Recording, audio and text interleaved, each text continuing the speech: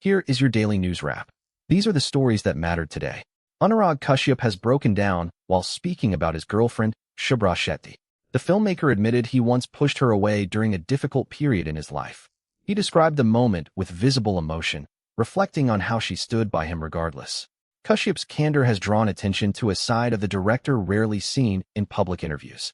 India marks its Independence Day on the 15th of August, 2026, completing 79 years since freedom from British rule.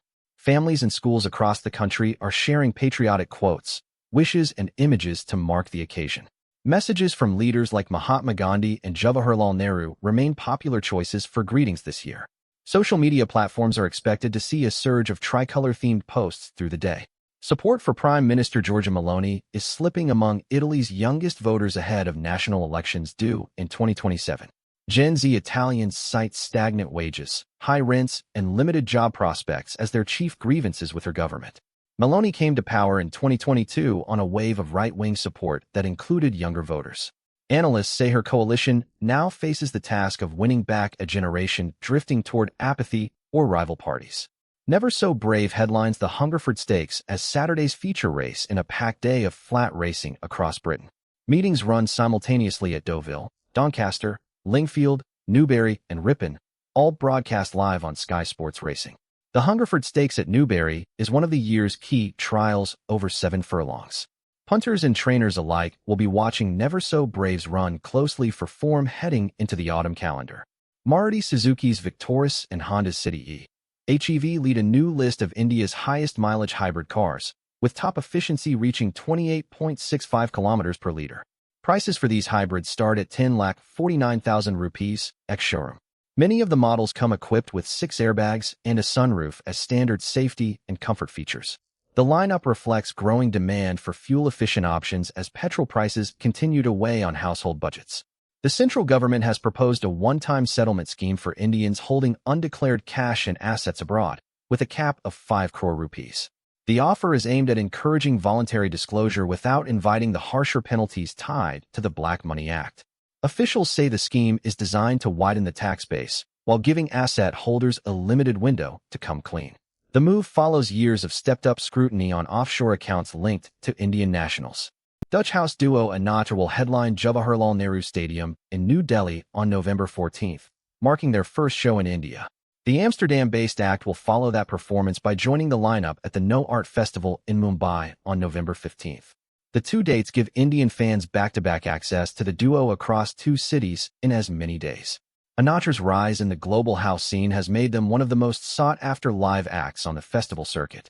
Opposition leaders say they gained ground against the Bharatiya Janata Party during Parliament's Monsoon Session, pointing to sustained pressure on the Treasury benches over key issues.